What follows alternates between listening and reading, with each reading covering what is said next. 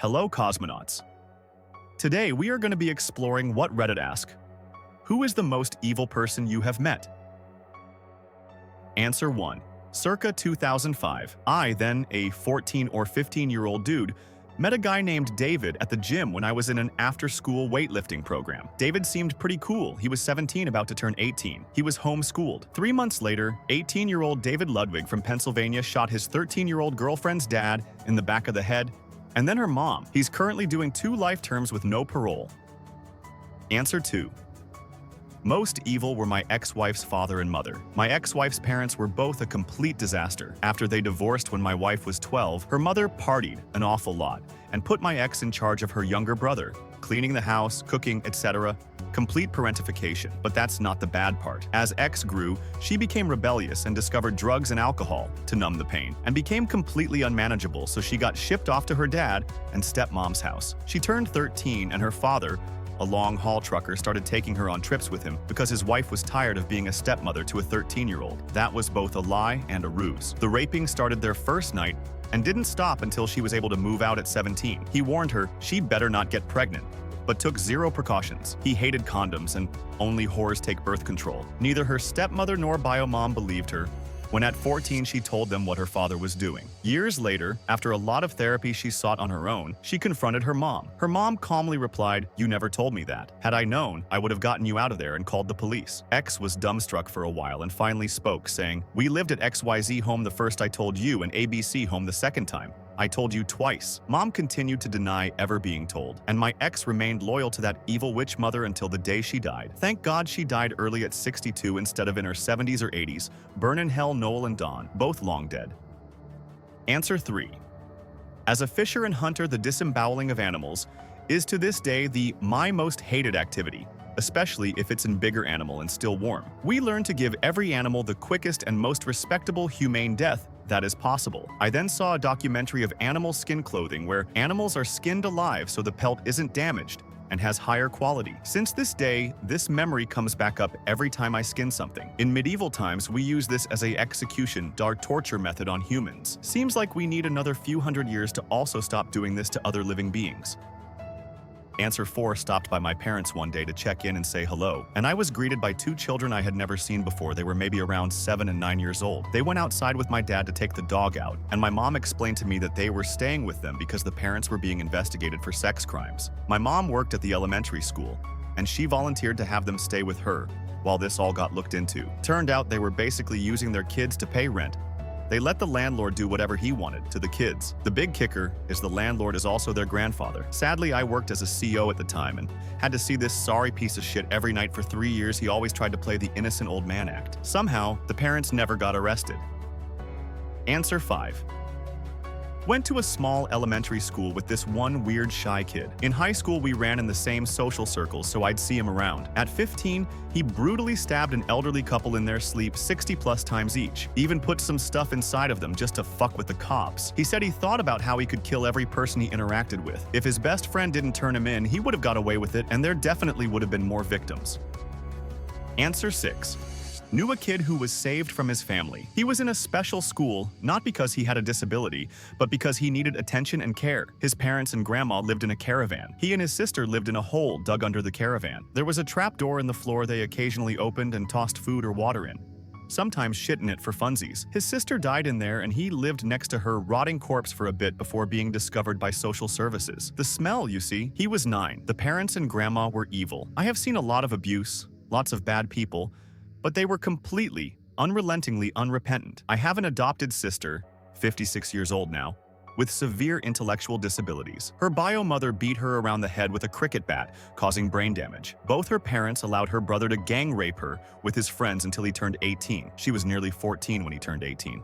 Started when she was 11. Because, I quote, "He would be tried as an adult now, so it's gotta stop." I don't know how, but none of them ever saw jail. I don't know what I'd do if I ever crossed paths with one of them today. Answer 7. A neighbor of mine, on top of my house hill. We hadn't interacted much with the neighbors here, but we did when something came to light. They had a few girls from foster living with them. They had been for years apparently. We had no idea they even had children in the house because we learned that they absolutely tortured these poor kids. Locked inside rooms, no food, no bathroom, beatings. I'm not sure how, but it was discovered and one of the, I think 3, girls had died. The dad shot himself in the head in his truck outside when he was found out. It was him, his wife, and parents from one of their sides. They are currently in prison still doing trials. The other girls are now safe, thankfully, but I honestly feel sick knowing I could have done something if only I had known. I can find the article probably if someone is interested. Answer 8. My cousin was a massive piece of shit my entire life. He tried to drown me in his pool, drop me on the sidewalk, a bunch of other shit. Oh, and during high school, while my sister was waiting to pull out onto the street, he drove up behind her and started pushing her car into traffic with his truck. He also stole a bunch of construction equipment from mob boss Al Bruno. Real mobster, look it up. He was murdered a few years ago by a guy he worked with. Honestly, the world is a better place because of that. Answer 9. There was this truck driver who once came into the gas station where I worked on third shift. I, an 18-year-old woman at the time, was alone up front. Normally, I worked the night shift by myself, but this particular night, Scott just happened to be in doing the freezer reset. So this truck driver walks in after parking his vehicle in the spots usually occupied by employees who came in every morning. We already had 2 trucks in the back lot staying overnight, and that was our limit. The driver pays for his snacks and tells me he's going to go stay on the lot overnight. I tell him that he can't do that because we already have 2 sleeping on the truck lot, and he's actually parked in the employee parking area. I didn't like the look of this guy anyway. He was young, with brown hair, probably just over 6 feet tall. His clothes were filthy, like he'd been rolling in dirt. At first, I thought his shirt was brown, but I realized it was covered in filth. His hands were filthy with dirt packed up under the nails, and his teeth were rotting out of his head. He narrowed his eyes at me and just sucked his bottom lip in. He says, "What are you gonna do to stop me?" The guy then walks to the side and comes behind the counter, backs me up into the rack where we kept cigarette packs and says, Luckily, Scott came up out of the back with a metal rod in his hand and asked, "Is there a problem?" The guy says no and walks back outside. He leaves and heads up toward Lafayette. There was something wrong with him, I could tell. That guy was either a rapist or a murderer. Unfortunately, my boss wouldn't let me call the police. We had some fucked up rules about involving the police without management approval there. Instant termination if you called them without permission, unless you'd been injured, like in a robbery or something. Anyway, I still get the creeps thinking about that guy. Hey you, if you enjoying the video, subscribe for more histories. Answer 10. There was a kid that went to the same babysitter my brother and I went to as kids, in the mid to late 90s. He was a couple of years younger than me. I don't really remember too much about him as a kid. We stopped going to the babysitter once my older brother got into middle school and became latchkey kids. Never thought about that kid again until I was in college in the late 2000s. Maybe early 2010. He made major news from my town when he murdered another kid over a girl. Apparently they got into a fight, he lost, went to his truck, grabbed his hunting bow and arrow, and shot the kid in the heart right there in the parking lot of a Sheetz. It made national news because he was white and the victim was black, which caused a lot of people to believe that it was racially motivated, and thus a hate crime, which in Virginia would mean he would be eligible for the death penalty. He did eventually get life though, and is still in prison now. Answer 12. I was working in an education center where people came in to improve their maths and English skills, and in return, we pay for their forklift truck license. We had this guy in his late 50s coming in, and we had a risk assessment flag up. He had been in prison for a long time for grooming and raping young girls. I was told I had to treat him like any other student, which I found extremely difficult. But as his tutor, I did it. I was only 24 at the time and looked younger. The guy would be really nice to me, giving compliments galore. He would bring me in sweets and coffee every day, even though I repeatedly told him not to. He was so creepy and was clearly trying to groom me. He asked if he could have my number and add him on Facebook. I told him firmly that it's unprofessional and to stop badgering me. He was there for 2 weeks, and he made my skin crawl every day. He would wait outside until I was finished so he could walk me home. My manager gave me lifts home in his car every day to protect me from this demon. He clearly hadn't learned his lesson from prison, and I'm sure he hurt more girls. Just thinking about him gives me shivers. Answer 13. I met a contract killer for the mob once. He'd been arrested for murder, number 6, and was trying to claim insanity. My job was to assess his mental state. He was completely sane and, of course, indicated that should he end up in jail, he'd arrange for my dissection via chainsaw at the hands of some friends. He was accused of killing 3 men, 2 women, and 1 child. He'd led a normal, relatively happy childhood. There was no history of abuse. There was no mental illness. He was simply evil. He rots in jail as we speak, and 6 years later, still no chainsaw dissection in sight. Answer 14. My sister's ex-husband made her life hell for the past 20 years and traumatized their kids. He has lost every court case against her, and he lived to make my sister's life a misery, as if it's a competitive sport for him. How can a man who once promised to care for his partner until death can actively try and make her life more difficult and treat her horrifically every single day? That is evil. Answer 15 IDK if she's the most evil, but the one that comes to mind, there was a girl named Megan Sordelet from Indiana who was a bully through and through. Her mom or aunt was a teacher at the school, so I guess she thought she could get away with anything. She was cruel. What a bitch. Had to play sports with her too. So mean to everyone who was less popular. Bullied people in grade school, high school. Made my friend cry in high school. So I finally stood up to her. She probably doesn't remember. She seemed like the type who would have zero insight to the fact that they were the problem, that she was such a jerk. And the crazy part is, she became a nurse. I can't imagine a worse human to take care of people. Zero compassion. I'm a doctor, and I would never want to work with her. Patients deserve kindness. I don't like people who aren't kind. Last I saw her, she had gained a ton of weight in college after college. So at least there's that nugget of karma. Megan, if you're reading this, I hope you grew up and became a better human, but I doubt it. And if you didn't, I hope you get the life you deserve. Answer 16. I went to India on a school trip. Part of the trip involved a day's volunteering. We helped to build a school for a community that was severely impoverished. The kids were super sweet and really excited to chat with us. It was a small gesture to teach teenagers about community and helping people in need. Basically, all round a good idea. One girl in my group point blank refused to help. I asked her why she wasn't contributing, and she said, "Why should I?" I said, "It's literally one day of your time to help these people, and they really need an extra pair of hands." She said, "I don't want to help them." It could have been racism, but looking back at the way she behaved throughout the trip, I suspect that she was a psychopath. She had almost no empathy and was extremely manipulative. While we were moving bricks, she sat on a sun lounger and painted her nails. The kids tried to say hi to her, and she told them to go away. I genuinely despised her. On the upside, for some reason the scorpions loved her shoes and she had to evict a scorpion from her trainers every morning. Anyway, she's in jail now for attacking her grandparents.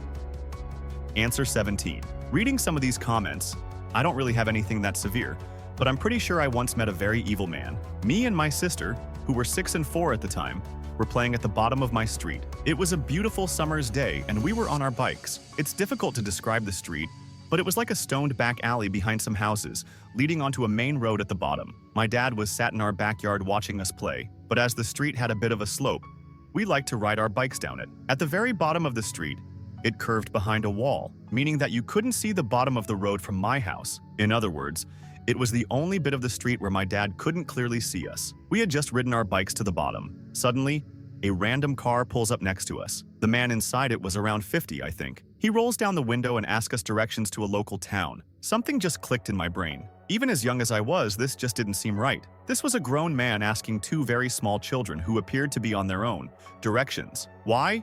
I immediately stepped back in front of the wall and called for my dad. Within seconds, he had come over. As soon as he saw my dad, this man's entire demeanor changed. He got out of this card, which identified him, apparently, as a children's party planner and entertainer. In the front seat of the car, he had a stuffed gorilla toy.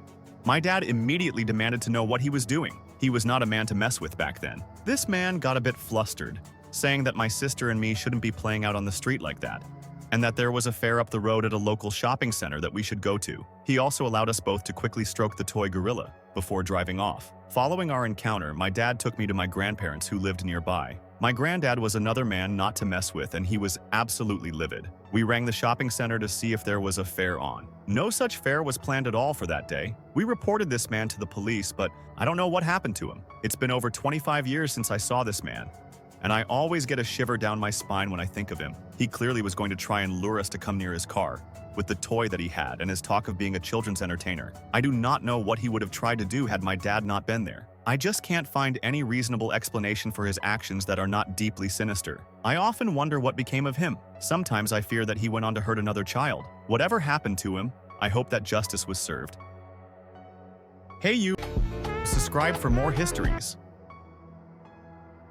Answer 18. My uncle, who got my grandma and great-aunt, both with dementia, to sign their inheritance over to him, using a corrupt notary, sped up my grandma's demise by constantly calling off her home care, causing her diabetes to run out of control, which caused a massive stroke and ultimately her death after being abandoned in a nursing home. He's been on the news recently, was missing for years, and turned out to be chopped into pieces in a freezer in his own home, allegedly after being killed by his son in self-defense, when poisoning said son with rat poison failed, and he resorted to attacking with a knife. They unsurprisingly had a financial dispute. This uncle was basically living large, prostitutes and drugs, on the money of my rich relatives, spent all the money but failed to pay taxes, so he signed the house over he lived in, inherited by the great-aunt, to his son for a relatively low amount, so he had nothing for the government to take. He kept living in the house and abused the son mentally for years until the son kicked him out. House was his now after all, which led to lawsuits and ultimately what I described above. Worst person I ever met and will ever meet. He did a lot more shit than described above, but I don't want to make it too long to read. Answer: 19 woman I worked with interviewed for a job that she really wanted. When she didn't get the job, she somehow found out who did get it and also got his number. This was way back in 1988. She called him and said she worked with the hiring manager and they found another candidate and would not be proceeding with him. He didn't question it and even said thank you. She wasn't offered the job, but she said she knew she wouldn't be. She just did it for the hell of it. She was a nasty and supremely negative person. Answer: 20. My ex almost stabbed me to death. The damage was so bad that I can never have any children. You can probably guess where he stabbed me. We basically grew up together and knew each other our whole life, but I absolutely did not see it coming. And recently, somebody I was friends with for almost a decade tried to rape me. Good example on why it's being dangerous to be a woman sometimes. Answer: 21. Two people tie for this. My ex's brother, an evil-spirited megalomaniac bully, of a man who thinks nothing of using extreme violence against someone who dares oppose him, and a woman I worked with who was, without doubt, the cleverest, most devious, manipulative piece of shit I've ever met. If she wasn't so lazy, she could make a great despot. Answer: 22. It was a kid that I taught in another lifetime. When he was enrolled in prep, all staff were warned that this 5-year-old was physically violent and incredibly disturbed. We were all given a copy of the book We Need to Talk About Kevin, for context on what this child was like. In the 3 years we had him at the school before his mother decided to homeschool him, I was stabbed in the face, neck, and arm with pencils and pens, punched square in the face, slashed with a Stanley knife, had to sit there and listen to him go on and on about how he would murder people. He would make these fucked up dioramas that were horrific. Think the traps that were in the Saw movies. He was just idly creating those, and then proudly explaining how they worked and how he would lure my colleagues and I, so he could collect our blood and paint his bedroom walls with it. He once gave out invitations for an event called The Horrors of Death, an immersive art experience, listing his home address and a time to arrive. He attempted to strangle one of his classmates, regularly attacked other children, would have to be restrained to stop him attacking kids and staff until his mother decided to show up and collect him. The day he left, we breathed a collective sigh of relief. He was terrifying, and I was very glad I would never have to see him again. But I did. At a night market once. He was about 15, still had long blonde hair and these cold, dead eyes.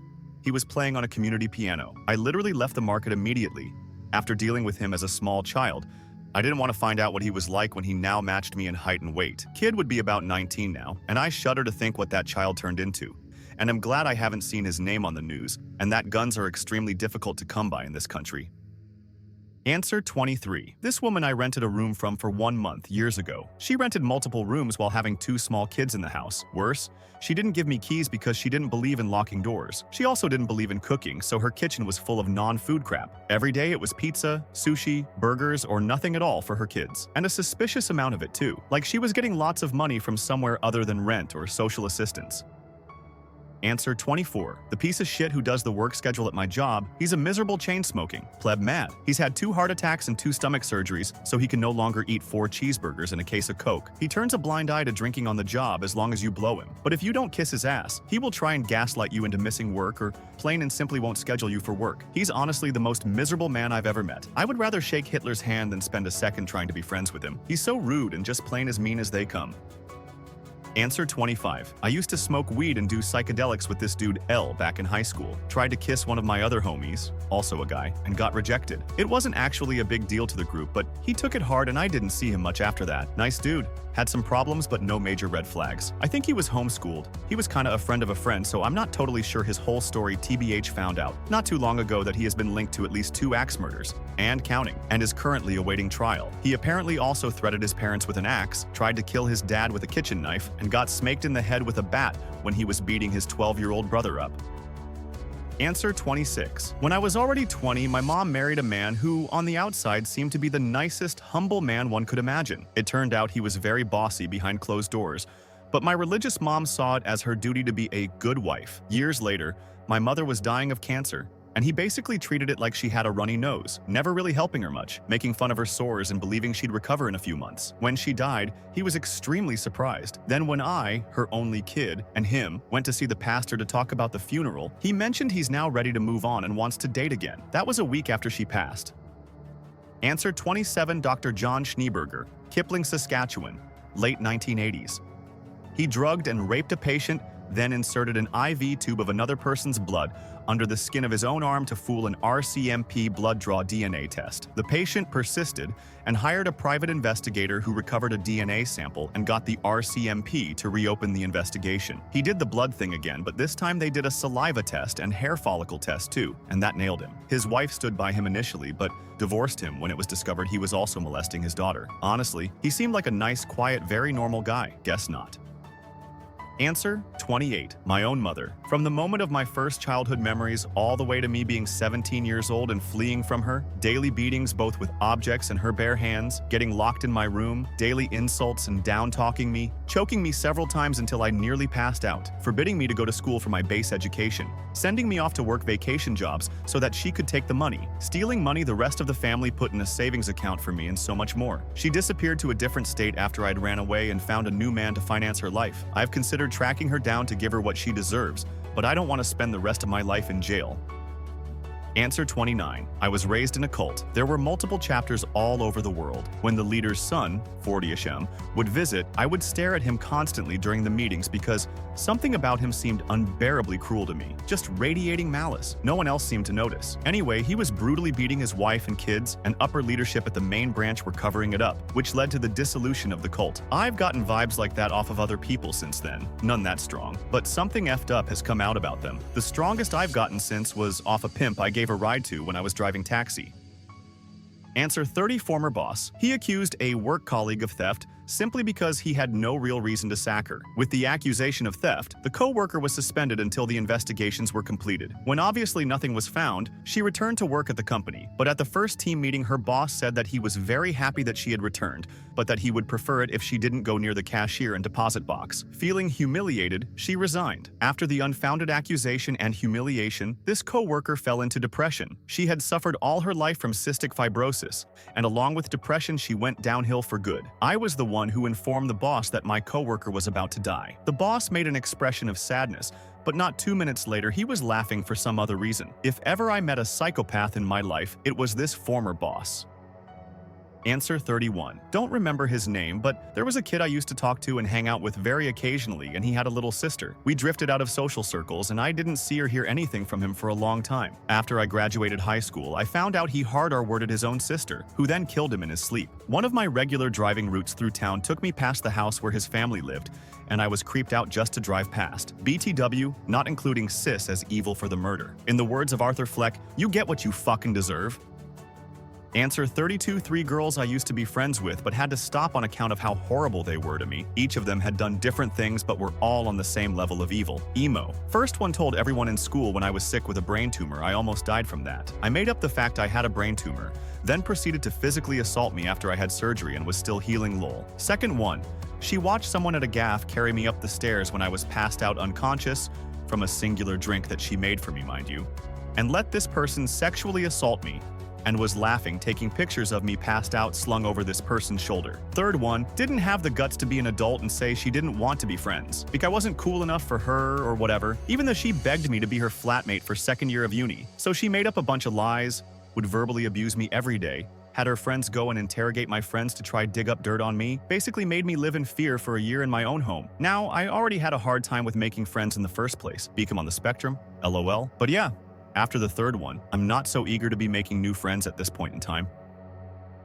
Answer 33. Nearly my entire high school's basketball team was expelled because they had a smash list of girls at the school, starting at 13. These men were 17 to 19. They also needed evidence of their conquests, so they spread videos of the girls they had been with all over, which they had recorded without their permission. Not that consent would change the fact that they were spreading underage porn all over the place. Answer 34. I met Strom Thurmond, senator from South Carolina for 49 years, who just until a couple weeks ago held the record for longest filibuster in the Senate against the Civil Rights Act of 1957, who was one of the first major defectors in the South from the Democratic Party to the Republicans to try and preserve the Jim Crow South, who was the only person to serve in the Senate after age 100, and who'd be pretty happy to see the country where it is now. That was enough for today, Cosmonaut. I'll wait for you in the next travel.